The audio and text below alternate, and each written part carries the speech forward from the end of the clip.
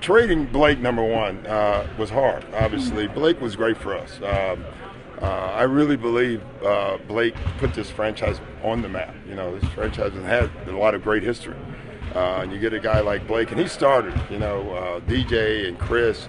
It was really Blake who started, you know, for us in a lot of ways with his name and his good play. And DJ kind of grew into it. But I don't think DJ grows into it. I don't think Chris would have wanted to come here if we didn't have Blake. So Blake did a lot for this franchise, and he was great for this franchise. And so I don't think people understand when you trade someone from a coaching perspective, it's hard. You know, you get a relationship with guys. I've had great relationships, bad relationships. It doesn't even matter.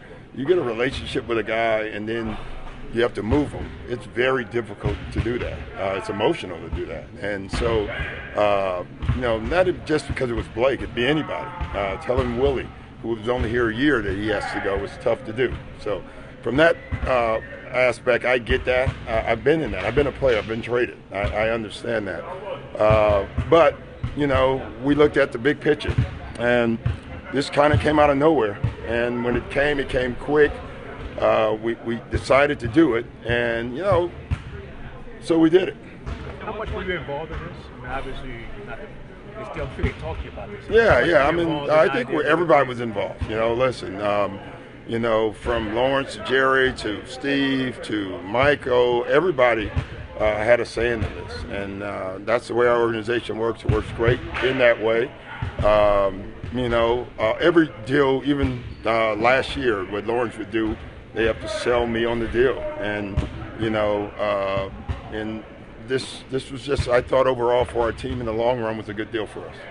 You got to be honest with yourself. You know, we like what we brought together. Obviously, with all the injuries this year, who knows what we could have been this year? But you know, we were looking at it with all the injuries we're having and all the stuff, and you're looking at the other teams out there, and you're comparing yourself. If you're not good enough, or if you don't think you can beat them, or if you think you need more help, then you have to do something about it. And to do something, sometimes you have to take chances. You really do. You have to mix it up and change it and see where you can go in the future. And that's what we thought of doing. First, our owner, Steve Ballmer, from the moment he purchased the team, was very, very clear about the direction he wants to go with the franchise. And he always wants us moving in a direction to win an NBA championship and to compete with the NBA elite.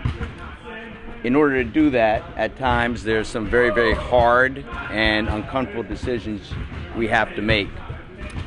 With that being said, trading Blake Griffin was an extremely difficult decision.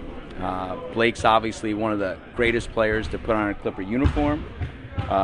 He led a huge centerpiece of obviously the greatest era of Clipper basketball, and we're very appreciative of Blake, his family, his brother Taylor, his agent Sam, and all the people that supported him through this.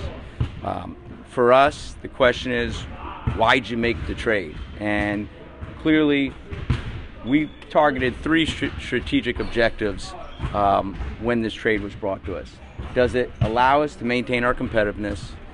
Can we increase our ability to add young emerging talent and draft picks? And three, could we increase our flexibility? It was a unique offer, unique opportunity, and one, after very, very careful reflection and review, we thought was in the best interest of the franchise in order to build a sustainable team. Our goal is to be very, very good for a very long period of time and to compete with the NBA elite. We'd also like to thank Willie Reed and Bryce Johnson for their contributions to the franchise. And despite it being a tough, difficult, hard day, we're also excited about the players we're adding from the Detroit Pistons. Tobias Harris is having a career year at 25. You see the improvement year in and year out, the ability to make long-range shots, to play multiple positions is huge value in the league. Avery Bradley is one of the better two-way two guards in the league, and Boban is one tall dude, but he's a very, very efficient offensive player. But like I said, hard decision, but yet we're excited with the direction we're going. As you guys know, to answer your question, it really happened over the last couple days. But the way the NBA world works is you're in constant communication with all the teams. But this came about pretty quickly and picked up a lot of momentum in just the past couple of days, and got to a point where we looked at first our team and the offer. It kind of matched for both teams and just made a lot of sense for both teams to do this deal. When we made the presentation to Blake, we meant every word of it. You know, Blake is, you know, one of the greatest Clippers ever. His health was never a concern for us because we have all the information, right? So you know, he's had injuries, but we gave him a 5-year max contract, so we believed in his health. It was just for us. We kind of evaluated our team. We know where we need to go, and what we valued, as much as we value Blake and all his contributions, we knew there may be a ceiling on the group as presently constructed, and we were going to have to make some hard decisions, and we couldn't be afraid to be bold. And we valued the players we're getting back in return, we valued the picks, and we also valued the flexibility. How do you think this will affect the morale of the current team? I think, and you know, Karan could probably answer this. Look, in the NBA world, when something like this happens, there's a range of emotions. First, there's probably anger, like, you know, you traded one of our brothers, you traded, you know, a great player.